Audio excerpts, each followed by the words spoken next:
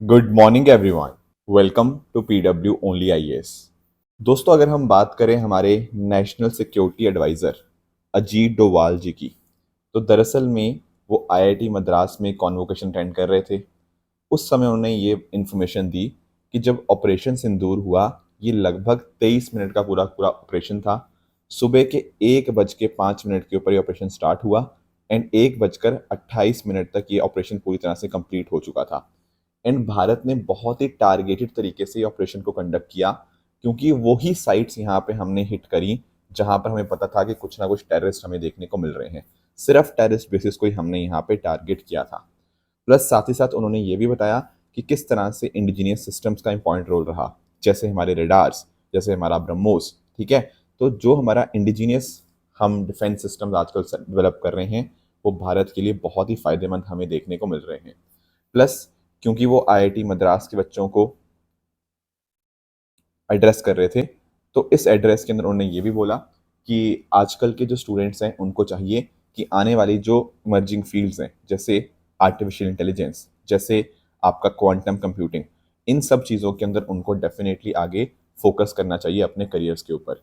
दोस्तों, जब देश आज़ादी के 100 साल कंप्लीट करेगा 2047 के अंदर, तो डेफिनेटली ये जो हमारे स्टूडेंट्स हैं, ये आने वाले समय के लिए बहुत इंपॉर्टेंट बन जाएंगे।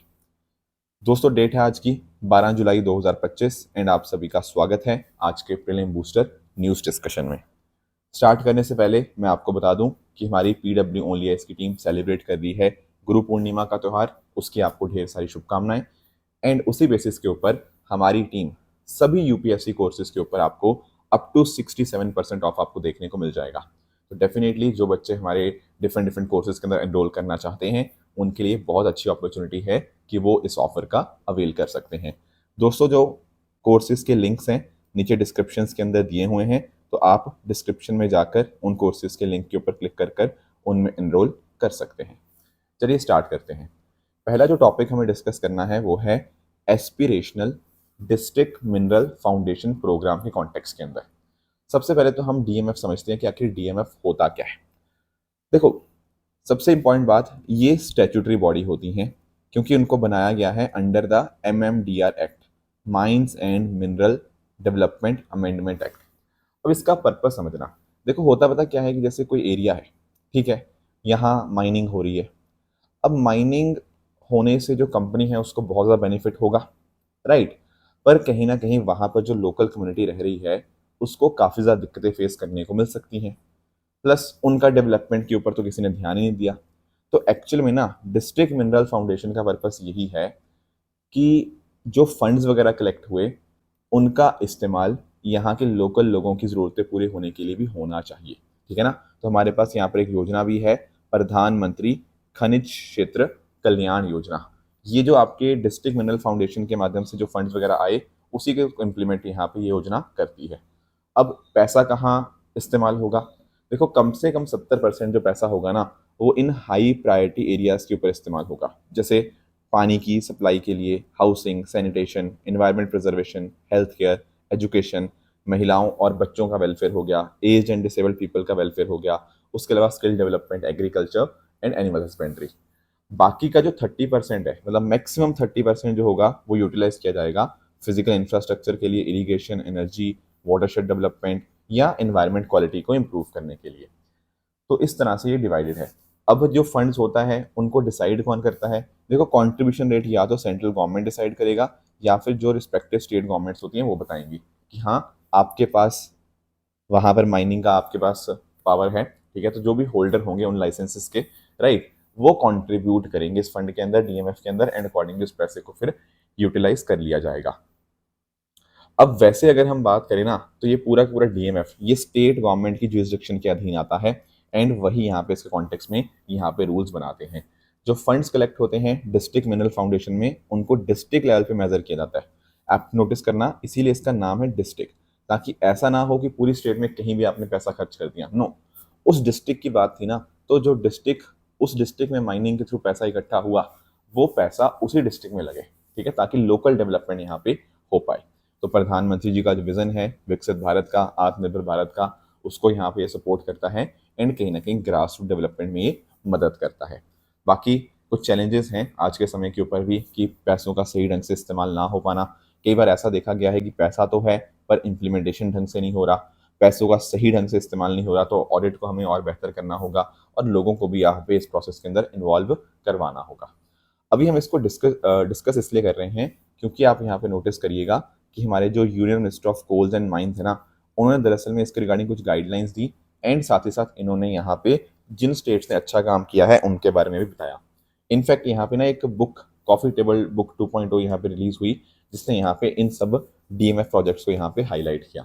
फॉर एग्जाम्पल जैसे अगर हम बात करें झारखंड, महाराष्ट्र, उड़ीसा, गुजरात, राजस्थान, हिमाचल प्रदेश, गोवा, ठीक है, तो इन्होंने जो प्रधानमंत्री खनिज क्षेत्र कल्याण योजना है उसको अच्छे से इंटीग्रेट किया डीएमएफ रूल्स के अंदर एंड साथ ही साथ ऑडिटिंग जो होती है वहाँ तमिलनाडु, कर्नाटक, उत्तराखंड, गुजरात, छत्तीसगढ़, उन सब ने यहाँ पे अच्छा काम किया है। और कोशिश यही है इस पर्टिकुलर एस्पिरेशनल डीएमएफ प्रोग्राम की, ये जो एस्पिरेशन जब आप वर्ड देख लेते हो ना, ये थोड़ा सा उन एरियाज की बात करता है जो थोड़े से अभी डेवलपमेंट में पिछड़े हुए हैं, राइट। आप लोगों ने नीति आयोग को सुना होगा, एस्पिरेशनल ब्लॉक प्रोग्राम या एस्पिरेशनल डिस्ट्रिक्ट प्रोग्राम, ये यही दिखाता है कि वो डिस्ट्रिक्ट्स या वो ब्लॉक्स जो थोड़ा डेवलपमेंट पैरामीटर्स के ऊपर, सोशो इकोनॉमिक इंडिकेटर्स के ऊपर थोड़ा सा पिछड़ गए हैं। तो कोशिश यही है एस्पिरेशनल डीएमएफ प्रोग्राम की कि उन एरियाज में जो थोड़े से पिछड़े हुए हैं और जो माइनिंग अफेक्टेड हैं वहाँ पर हम चीज़ों को बेहतर कर पाएँ, फंड्स का प्रॉपर ढंग से इस्तेमाल हो एंड कम्युनिटी को यहाँ पे अच्छे से इन्वॉल्व कर पाएँ।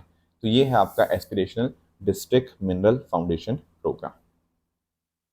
दोस्तों नेक्स्ट आते हैं सीबीएम के बारे में अंडरस्टैंड करने की कोशिश करते हैं, कार्बन बॉर्डर एडजस्टमेंट मैकेनिज्म। हालांकि बहुत टाइम पहले मैंने डिस्कस पहले भी किया था बट अब काफ़ी टाइम हो चुका है, लेट्स डिस्कस इट अगेन क्योंकि अभी दोबारा न्यूज़ में है।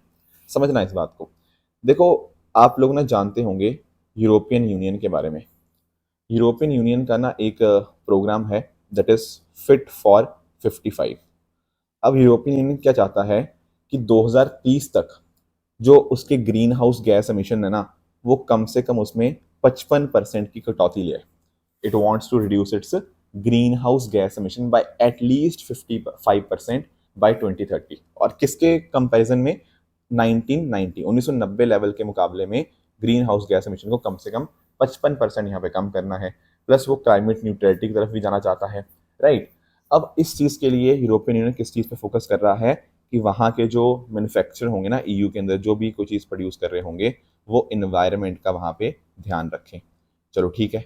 अब मुझे एक चीज़ बताओ, ईयू ने इन्वायरमेंट पे ध्यान तो रख लिया, पर ईयू के इन्वायरमेंट के ऊपर ध्यान रखने की वजह से क्या उसकी प्रोडक्शन कॉस्ट बढ़ नहीं जाएगी? क्यों बढ़ जाएगी? क्योंकि एक्चुअली पता क्या होता है, अगर हम कोई चीज़ रिन्यूएबल एनर्जी के थ्रू बनाने की कोशिश करते हैं, कहीं ना कहीं वो चीज़ें एक्सपेंसिव हमें होती हुई देखने को मिल जाती हैं, ठीक है। अब हो सकता है कोई इंडिया में कोई मैन्युफैक्चरर बना रहा हो, है ना, कोई चीज़ मैन्युफैक्चरिंग कर रहा हो इंडिया के अंदर। अब उससे पता क्या होगा, इंडिया वाला बंदा वो तो शायद इन्वायरमेंट का ध्यान नहीं रख रहा होगा पूरा, और उस वजह से पता क्या होगा, इंडियन मैन्युफैक्चर्ड गुड्स जो होंगी उनको प्रोडक्शन कॉस्ट कम हो चुकी होगी। अब नोटिस करना, प्रोडक्शन कॉस्ट इंडिया में कम क्यों है? क्योंकि यहाँ पे रिन्यूएबल एनर्जी और बाकी सब चीज़ों पे ध्यान नहीं दिया जा रहा, राइट। और यहाँ पे क्या है, यूरोपियन यूनियन के अंदर प्रोडक्शन कॉस्ट बढ़ चुकी है क्योंकि वहाँ पे बहुत अच्छे से ध्यान रखा जा रहा है कि इन्वायरमेंट पोल्यूट ना हो। अब एक चीज़ अंडरस्टैंड करना, अगर कोई ऐसा प्रोडक्ट है जो भारत में बना और ईयू की मार्केट में गया तो इंडियन प्रोडक्ट ही वहाँ पे डोमिनेट करेंगे। क्यों डोमिनेट करेंगे? क्योंकि भारत में बना हुआ प्रोडक्ट सस्ता होगा, क्योंकि हमने इन्वायरमेंट का ध्यान नहीं रखा। अब ईयू ने इस बात को समझने की कोशिश करी और ईयू ने ये बोला कि भाई एक काम करते हैं, इंडिया के ऊपर ना एक बीच में एक टैक्स लगा देते हैं। जब ये टैक्स लग जाएगा तो कहीं ना कहीं भारत का जो प्रोडक्ट सस्ते में बन गया था अब वो भी महंगा हो जाएगा। अब ये जो लोकल यूरोपियन मैन्युफैक्चरर, इसको कोई दिक्कत नहीं होगी इस बात से। तो यूरोपियन यूनियन ने ये कॉन्टेक्स्ट में ये कार्बन बॉर्डर एडजस्टमेंट टैक्स यहाँ पे लगाना स्टार्ट किया।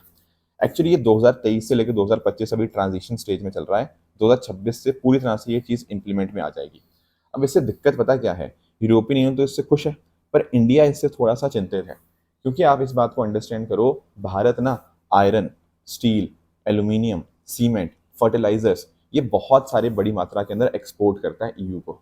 और अगर कल को ऐसा हो जाएगा भाई, हमारे यहाँ पे ये इंडस्ट्रीज खत्म हो जाएंगी, खत्म नहीं होना चाहिए, कम हो जाएंगी कम उसके, राइट। और ये सिर्फ इंडिया ने नहीं, ब्रिक्स के देशों ने यहाँ पे इस चीज़ को क्रिटिसाइज किया है कि ये ईयू का कार्बन बॉर्डर एडजस्टमेंट मैकेनिज्म कहीं ना कहीं ट्रेड को रिस्ट्रिक्ट कर रहा है। Getting it? तो आपको इस बारे में ध्यान रखना चाहिए। दैट इज CBAM क्या है, एक तरह की इम्पोर्ट ड्यूटी है जो यूरोप इम्पोज करता है। जो भी गुड्स किसी दूसरे देश में बनी है जहां पर ज़्यादा कार्बन का मिशन हुआ है देन द डोमेस्टिक मैन्युफैक्चरर्स, तो उसके कॉन्टेक्स्ट में यहाँ पे एक इम्पोर्ट ड्यूटी यहाँ पे लगाई जाती है। ठीक है। Plus at the same time notice कर पाओगे कार्बन लीकेज को एक तरह से रोकने की कोशिश है। यही कार्बन लीकेज कहलाता है कि आपने वहां पर प्रोडक्शन करी, जैसे फॉर एग्जांपल EU के अंदर जहां एनवायरमेंट रूल्स बहुत स्ट्रिक्ट हैं, तो उससे कहीं ना कहीं वहां पे दिक्कत हुई। तो इसी फिट फॉर 55 पैकेज का यहाँ पे पार्ट है। एंड ये वर्क कैसे करता है कि कोई भी इंपोर्टर है ना, उनको सर्टिफिकेट खरीदने होंगे that matches the EU emission trading system carbon price. अगर मान लीजिए ऐसा नहीं होता है तो उस केस में या तो बंदा वो इंपोर्ट नहीं करवा पाएगा, राइट। और स्टार्टिंग में ये फोकस रहेगा steel, cement, aluminium, fertiliser, electricity, iron के ऊपर। ठीक है। तो कार्बन कंटेंट पता कैसे लगेगा उसने कितना कार्बन एमिशन किया, तो ये देखा जाएगा कि प्रोडक्शन के समय के ऊपर टोटल डायरेक्ट एमिशन कितना हुआ है।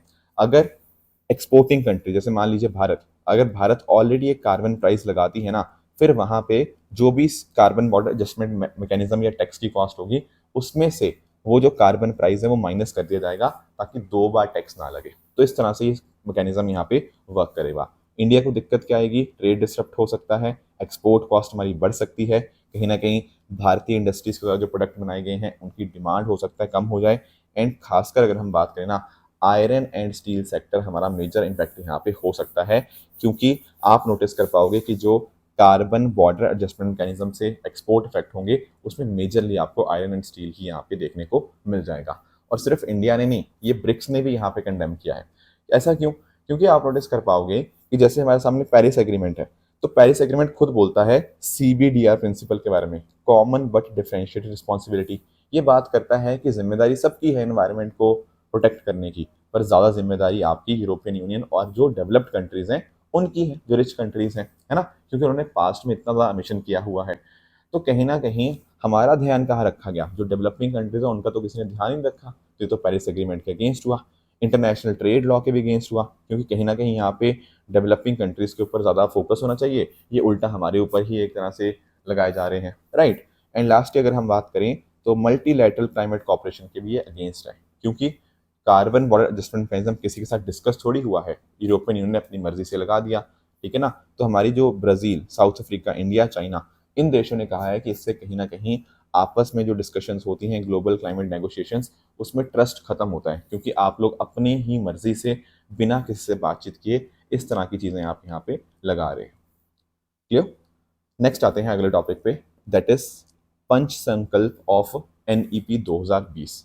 आप लोग न्यू एजुकेशन पॉलिसी 2020 के बारे में तो जानते ही होंगे।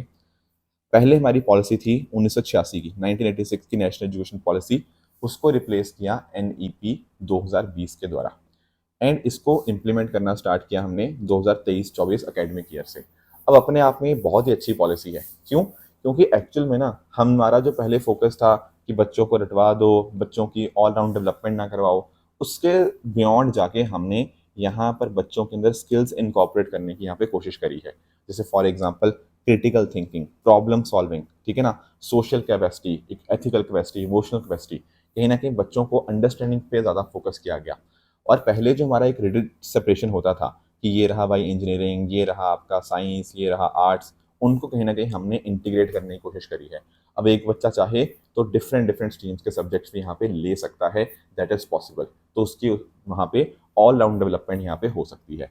पहले हम सिस्टम फॉलो करते थे 10+2 का, अब हम सिस्टम फॉलो करते हैं 5+3+3+4, ताकि हर एक स्टेज के अंदर पहले 5 साल उसके, फिर अगले 3 साल, फिर अगले 3 साल, फिर आखिरी 4 साल। एक्चुअली पता क्या होता है कि आपके सेकेंड क्लास तक ये पहले 5 साल आ गए, इसमें अर्ली चाइल्डहुड केयर को भी आ गया, फिर थर्ड से लेकर फिफ्थ तक आपके अगले 3 साल, फिर 6 से लेकर 8 तक अगले 3 साल, एंड क्लास 9 से लेकर क्लास 12 तक के अगले 4 साल। तो इस तरह से 5, 3, 3, 4 ये सिस्टम यहाँ पे आज के समय इंडिया में वर्क कर रहा है। एंड साथ ही अगर हम बात करें ना, तो हायर एजुकेशन में भी यहाँ पे हमने बदलाव किया है कि हायर एजुकेशन में भी हमारा फोकस हो रिसर्च के ऊपर, इनोवेशन के ऊपर, एंड साथ ही साथ फॉरेन यूनिवर्सिटी भी भारत में कैंपस खोल पाएँ, ग्लोबल पार्टनरशिप को हम यहाँ पे बना पाएँ, इसको भी NEP ने यहाँ पे ध्यान में दिया है, राइट। एंड साथ ही साथ हम चाहते हैं डिजिटल टेक्नोलॉजी के माध्यम से लर्निंग को और आगे तक लेके जाना, डिजिटल डिवाइड को खत्म करना, ये सारा हमारा फोकस है। आई एम वेरी श्योर ये सारी बातें आप लोगों ने नेशनल एजुकेशन पॉलिसी के कॉन्टेक्स्ट में पहले भी पढ़ी होंगी। अब हम यहाँ पे डिस्कस पता क्या कर रहे हैं, दरअसल में एक मीटिंग या एक कॉन्फ्रेंस हुई, vice chancellor conference in Gujarat, ठीक है ना। तो यहाँ पर हमारे जो यूनियन एजुकेशन मिनिस्टर थे उन्होंने यहाँ पे इसको इनॉग्रेट किया एंड साथ ही साथ इन्होंने ये बताया कि एनईपी 2020 की अभी तक क्या सक्सेस हुई है एंड आने वाले समय हम क्या करेंगे ताकि विकसित भारत 2047 का जो आइडिया है उसको हम यहाँ पे अचीव कर पाएँ। तो कुछ अच्छी बातें जो उन्होंने बताई आप नोटिस कर पाओगे कि टोटल एनरोलमेंट बढ़ के 4.46 करोड़ हो चुका है, जो कि 2014-15 के कॉन्टेक्स्ट में 30% ज़्यादा देखने को मिलेगा।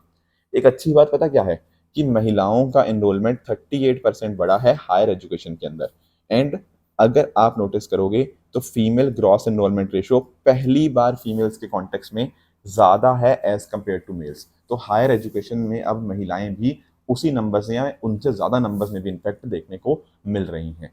प्लस पीएचडी एनरोलमेंट भी लगभग डबल हो चुका है और फीमेल पीएचडी स्कॉलर्स की संख्या भी 136% से यहाँ पे इंक्रीज हुई है।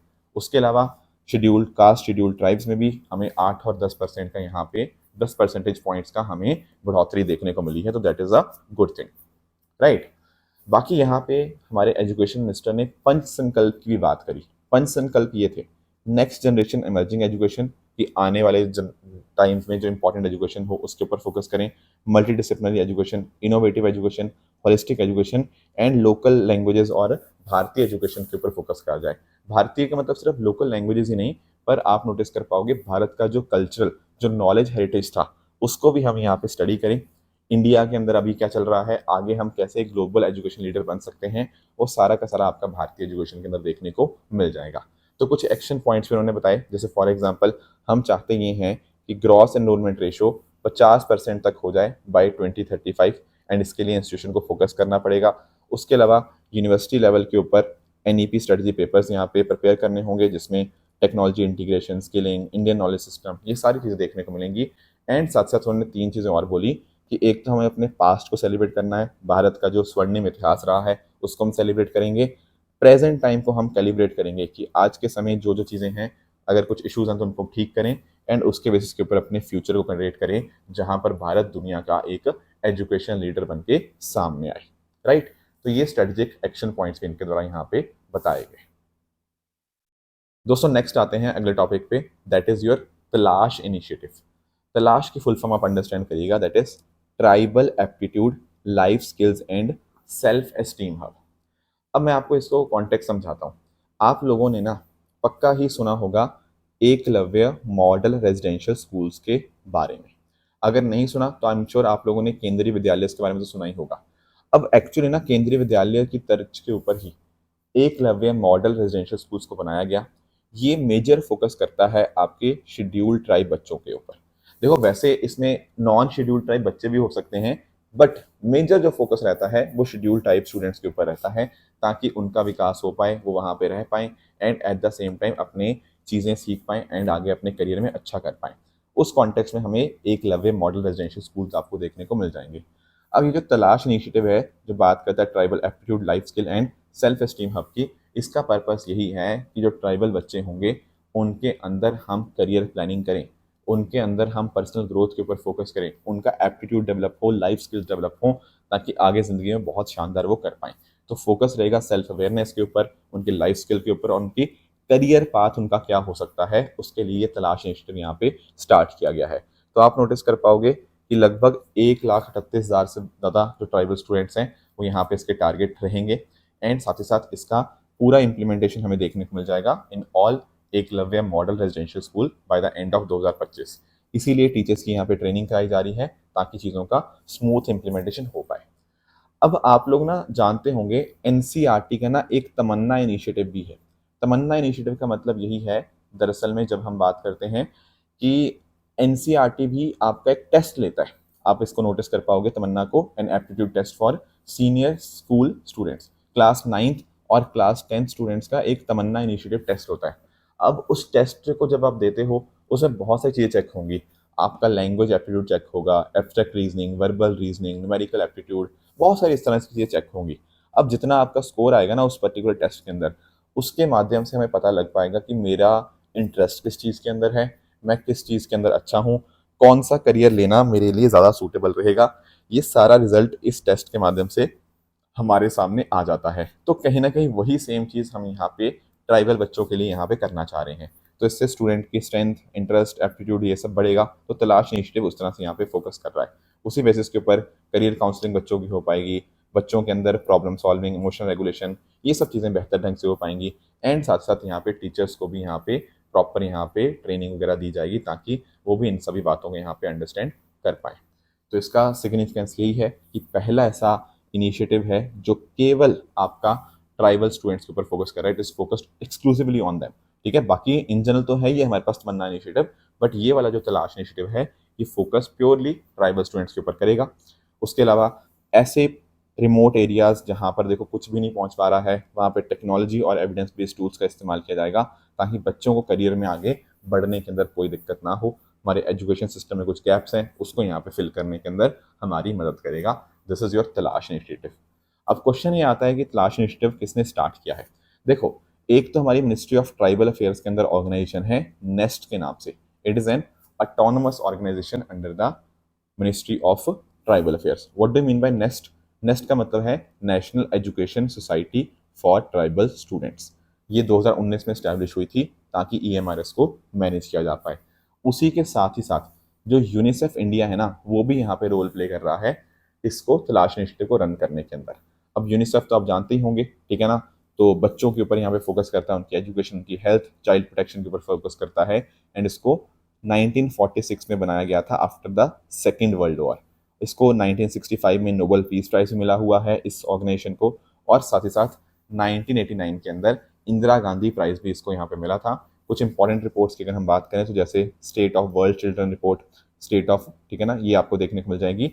एंड इसके जो हेडक्वार्टर हैं वो न्यूयॉर्क सिटी यूएसए में आपको देखने को मिल जाते हैं। I hope that is clear to everyone. एक और टॉपिक हमें समझना है, that is your national fish farmers day. अब एक्चुअली आप लोग जानते होंगे ब्लू रेवोल्यूशन के बारे में। दोस्तों, जब हम बात करते हैं ब्लू रेवोल्यूशन की तो यहाँ पर एक्वाकल्चर और फिशरीज के अंदर स्ट्रांगली हम अपनी प्रोडक्शन को बढ़ाने को हम ब्लू रेवोल्यूशन बोलते हैं। जैसे ग्रीन रेवोल्यूशन में आपने नोटिस किया ना कि किस तरह से हमने व्हीट और राइस को हमने प्रोडक्शन काफ़ी ज़्यादा बढ़ाया, उसी तरह से ब्लू रेवोल्यूशन के अंदर हमने एक्वाकल्चर और फिशरीज को यहाँ पे डेवलप किया। अभी यहाँ पे हमने recently national fish farmer day celebrate किया। अब उस समय के ऊपर हमने कुछ स्टैट्स भी हमें अंडरस्टैंड करने पॉइंट हो जाएंगे कि जैसे भारत की फिश प्रोडक्शन पिछले 11 साल के अंदर डबल से भी ज़्यादा हो चुकी है। पहले हम लगभग 95 लाख टन के आसपास फिश प्रोडक्शन थी हमारी, अब ये नंबर 195 लाख टन पहुंच चुका है। और इसका रीज़न यही है कि सेंटर ने जो ब्लू रेवोल्यूशन को यहाँ पे स्टार्ट किया है, उसी की सक्सेस हमें यहाँ पे देखने को मिल रही है। अब इसमें आप नोटिस कर पाओगे हमारे पास मिनिस्ट्री है, ministry of fisheries, animal husbandry and dairying, उसके अंदर डिपार्टमेंट ऑफ फिशरीज ने यहाँ पे इस डे को सेलिब्रेट किया। एंड अगर हम बात करें ना दोस्तों इनलैंड फिशरीज की, तो इनलैंड फिशरीज वो होती हैं जहाँ पर आप फिश को फ्रेश वाटर इकोसिस्टम में आप कैप्चर और कल्चर करते हो। जैसे फॉर एग्जांपल आपके रिवर्स हो गया, आपके लेक्स, आपके कैनाल्स, पॉन्ड्स, टैंक्स, उन सब चीज़ों के अंदर जब आप कैप्चर करते हो फिश को और इसको एक तरह से रियरिंग करते हो, तो यहाँ पर 140% की ग्रोथ आपको देखने को मिली। एंड दुनिया की अगर हम बात करें ना तो Bharat second largest fish producing country है। दुनिया का लगभग 8% शेयर हमारे पास है फिश प्रोडक्शन के अंदर। उसके अलावा दोस्तों अगर हम बात करें श्रिम्प्स की, तो श्रिम्प्स आप जानते होंगे प्रॉन्स की तरह होते हैं, छोटे क्रस्टेशियंस होते हैं, और इनका ना बहुत ही हाई वैल्यू एक्सपोर्ट प्रोडक्ट है। भारत बहुत अच्छे खासे से एक्सपोर्ट करता है श्रिम्प को, तो उसके अंदर भी आपको 270% का आपको जंप देखने को मिला पिछले 10 साल के अंदर। सी फूड ने भी 60,000 करोड़ को यहाँ पे एक्सपोर्ट यहाँ पे उससे ज़्यादा हुआ।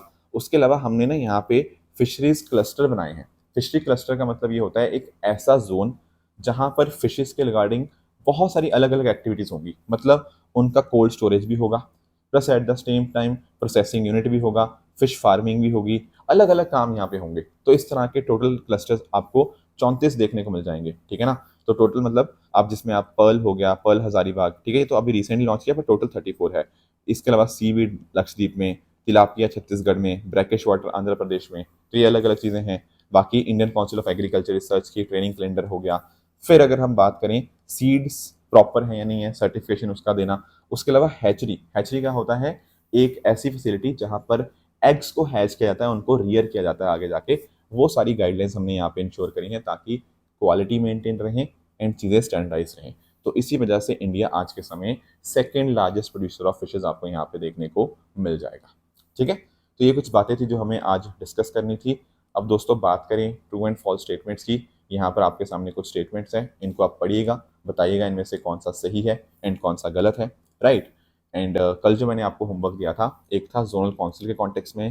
देखो जोनल काउंसिल में ना ये कॉन्स्टिट्यूशनल नहीं होते, ये मैंने कल भी डिस्कस किया था आपको कि ये स्टैट्यूटरी आपको देखने को मिल जाएंगे, जिनको सेटअप किया था under the state reorganisation act of 1956। इसीलिए पहला स्टेटमेंट आपका इनकरेक्ट है। नमीबिया की बात करें तो भाई ये अफ्रीका में तो है, बिल्कुल ठीक बात है, पर ये ईस्टर्न कोस्ट नहीं। अगर आपको लोकेशन याद हो तो ये साउथ वेस्टर्न कोस्ट में आपको देखने को मिल जाएगा, तो सेकंड इज इनकरेक्ट है। बिट चैट की बात करें तो बिल्कुल बिट आपका जो ब्लूटूथ था उसके माध्यम से ऑफलाइन कम्युनिकेशन यहाँ पे अलाउ करता है, तो that is the correct statement. बाकी लास्ट अगर मैं बात करूँ आईटीयू की, तो देखो आईटीयू तो स्पेशल एजेंसी है, तो ये नॉट लिखा हुआ है, इसलिए ये स्टेटमेंट भी आपका यहाँ पे इनकरेक्ट बन जाएगा। ठीक है, तो ये थी हमारी आज की डिस्कशन। इसी तरह से आप सब लोग अपने एंड पे हार्डवर्क करते रहिए। Thank you so much for joining, all the very best, thank you so much.